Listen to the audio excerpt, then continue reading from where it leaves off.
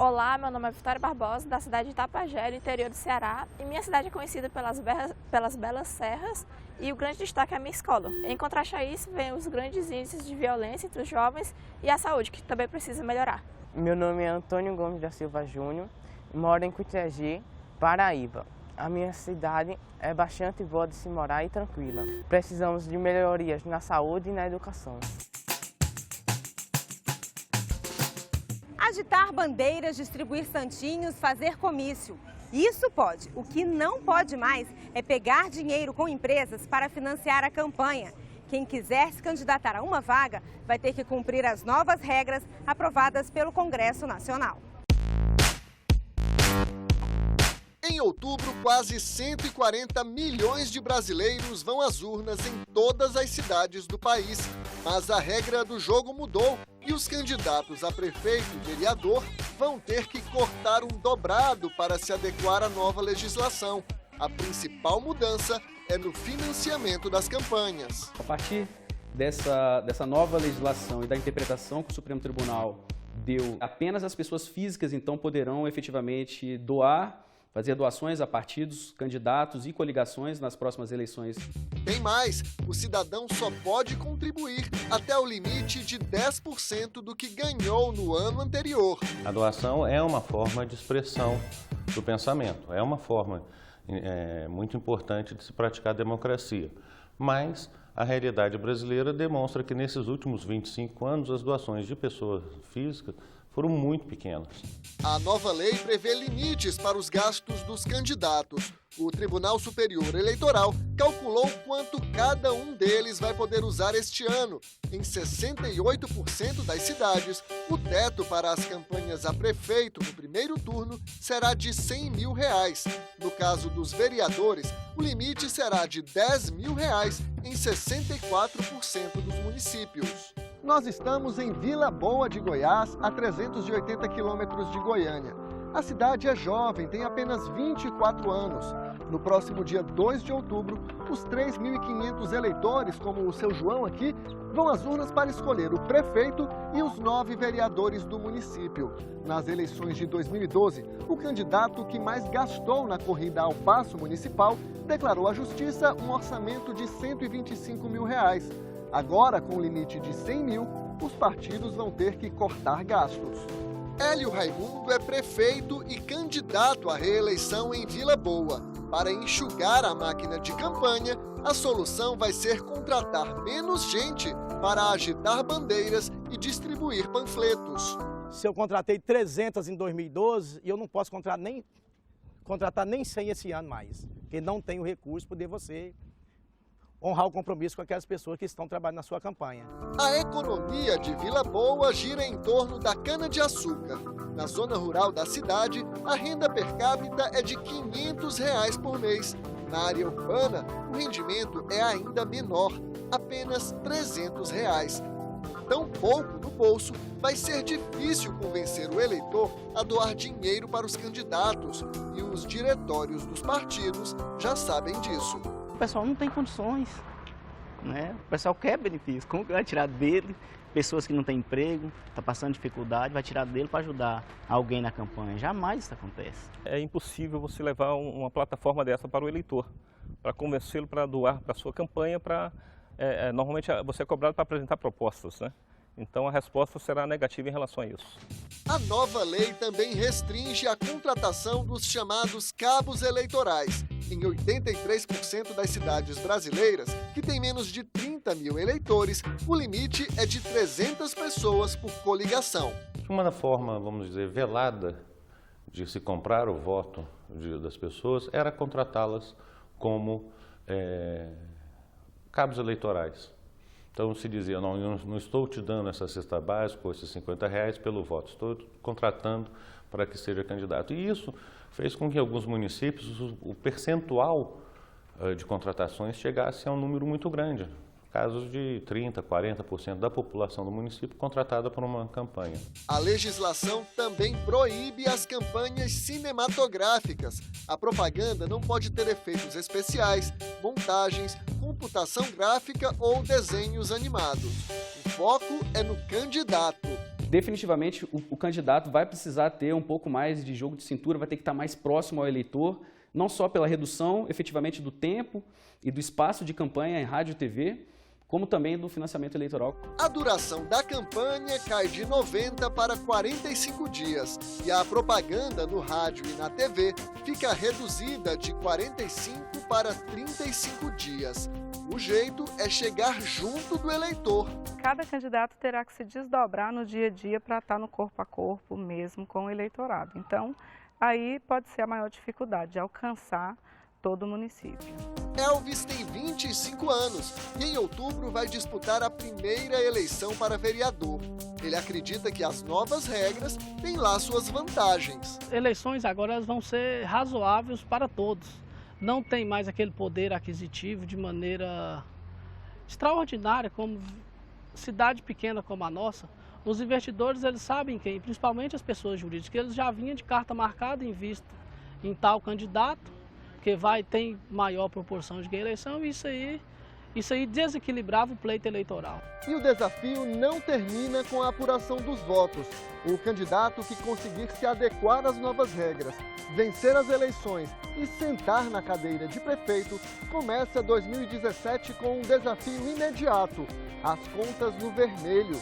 Com a economia em crise, a arrecadação de impostos caiu, assim como os repasses do Fundo de Participação dos municípios. Resultado, pode faltar dinheiro para o pagamento de despesas obrigatórias e os prefeitos podem ser punidos com base na Lei de Responsabilidade Fiscal. A recomendação que eu posso passar aos candidatos que vão disputar as câmaras de vereadores, as prefeituras, é que eles possam conhecer a lei, estudar a lei e observar a legislação, porque poderemos ter depois um processo de judicialização muito grande. Não só por conta das dificuldades econômicas, o que faz com que prefeitos, governadores e até a presidência da República tenham que promover mudanças no sentido de recuperar da crise e, ao mesmo tempo, evitar gastos que muitas vezes são desnecessários. Nos próximos anos você não vai conseguir, nem quer ser candidato a prefeito, a vereador, principalmente em município pequeno, porque eles não vão dar conta de conduzir o município. É profissão de risco. Uma que está seu CPF, é que está na frente, está seu nome na frente. Aí, pelo que eu estou vendo, se não mudar muitas as leis, os prefeitos vão sair da prefeitura e a prefeitura não sai do prefeito, porque você vai ter processo por resto da sua vida. Pois é, você viu aí que quem for eleito já vai assumir as prefeituras com problemas de caixa. E os prefeitos que estão saindo também precisam ter as contas aprovadas. Só que isso fica ainda mais difícil em um momento como esse.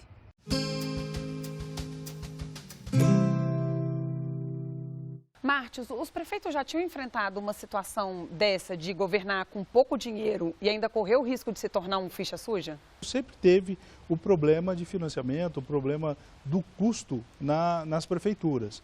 Então, esse problema da gestão pública sempre ocorreu nos municípios, né? O que modifica um pouco hoje é um olhar maior para o cumprimento das normas. Os prefeitos usam muito a justificativa disso, de que os repasses do governo federal diminuíram. Mas uma parte da culpa também não seria a forma de gestão dessas prefeituras? Na realidade, a culpa principal é a gestão, né? Por quê? Porque o governo federal ele tem como finalidade auxiliar esse serviço. Né? Então, dá um suporte, mas não ser o gestor, não ser a fonte única de recursos orçamentários para o município. O município, em razão da autonomia que ele tem, não só o município como os estados, eles que têm na sua gestão que estabelecer mecanismo de ter orçamentos próprios para as suas finalidades, a sua sociedade local. Você tem visto uma mudança nos prefeitos de tentar ver que o problema está na gestão ou isso ainda está muito na pressão popular e eles ainda não incorporaram esse discurso por uma mudança? Essa questão da participação da sociedade na própria gestão, você acaba levando a essa cobrança maior, né? Como havia uma certa, vamos dizer assim, leniência com relação ao cumprimento das normas, os gestores tinham uma certa comodidade. Então, você via muito a questão das prestações de contas, orçamentárias, dívidas passando para prefeitos futuros, ou seja, você não tinha a responsabilidade do seu orçamento. Esse é um ponto interessante. As contas das prefeituras, elas têm que ser aprovadas pelos tribunais de contas. Mas existe uma autonomia nesse Tribunal de Conta, Executivo, ou essa relação ainda é muito misturada? A aprovação das contas do Executivo Municipal, do prefeito, é feito pelo Legislativo, pelo Poder Legislativo. Né? Os tribunais de contas ou estados, quando não tem o Tribunal Municipal, o Tribunal de Contas Municipal, é auxiliar. Ele vem para auxiliar esse controle externo. Então, ele faz uma consulta prévia, ele faz um parecer prévio que deve ser aprovado ou rejeitado pela Câmara de Vereadores. O que ocorre é que, muitas vezes, o próprio Poder Legislativo acaba sendo subserviente ao Executivo. E aí ele não exerce o seu papel fundamental, que é de fiscalizar e demonstrar que a gestão pública, naquele momento, está equivocada. Né? O Legislativo, ao deixar de fiscalizar o Executivo, ele está criando um déficit para a própria sociedade. Nos próximos meses a gente vai ter eleições municipais e a gente tem esses candidatos que vão assumir aí prefeituras já quebradas. Que postura ou que gestão que esse prefeito tem que já chegar implementando para não correr o mesmo risco de chegar no fim do mandato com conta não fechando, com problema com a justiça? Primeiro, verificar que você administra, não administra uma empresa, você não obtém lucro, mas você administra para a sociedade. Então, quanto mais setores participativos da sociedade para debater, por exemplo, um orçamento participativo, como aplicar aquele orçamento, como arrecadar mais, como diminuir o seu déficit, quanto mais tiver a participação, melhor, não só para o gestor público, mas para a sociedade, porque você compartilha o processo de decisão. Os candidatos também estão enfrentando algumas dificuldades com novas regras na campanha, né? O fim do financiamento privado é uma das que mais assusta. A pessoa jurídica, quando investe numa campanha, ela não paga só por ideologia política, ela paga porque ela quer ter o seu retorno. Então, isso também, de certa forma, aquele candidato acabava sendo subserviente aos seus financiadores, aos seus investidores na sua campanha.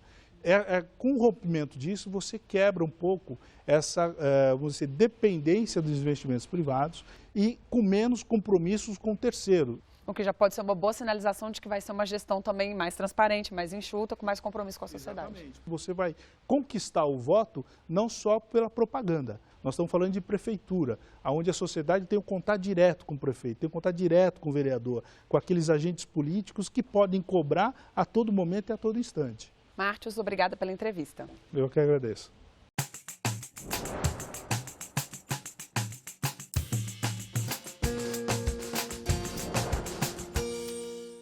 Agronegócio. Rondonópolis é uma importante cidade do sul de Mato Grosso. É uma cidade que está estrategicamente localizada no entroncamento entre a BR-163 e 364. Talvez por isso o seu grande desenvolvimento. É uma cidade com 200 mil habitantes, muito aguerrida, muito politizada. Aliás, os 3 senadores do estado de Mato Grosso são de Rondonópolis. Concentra-se várias indústrias e também o maior terminal ferroviário de carga da América Latina está no município de Rondonópolis. Sou José Medeiros, senador pelo estado de Mato Grosso. Ajude a gente a fazer o Município Brasil. Fala aí o que você acha do programa e o que gostaria de ver aqui. Nosso e-mail é tv@senado.leg.br. Quer ver seu município no quadro Sou Daqui, mano? Não tem erro. Você pode mandar por e-mail, postar no Instagram e no Facebook. Só não vai esquecer de colocar a hashtag Sou Daqui. Lembra do jogo da velha? Aquele símbolo lá. Manda aí, velho. Hoje a gente falou muito sobre as dificuldades de quem está deixando as prefeituras. E esse é o próximo tema da Marcha em Defesa dos Municípios. No próximo programa você vai saber mais sobre isso. E o programa de hoje está na internet. Anote aí, senado.leg.br/tv e youtube.com/TV Senado. O nosso WhatsApp é 61 9966 1616. E a gente se vê no próximo Município Brasil.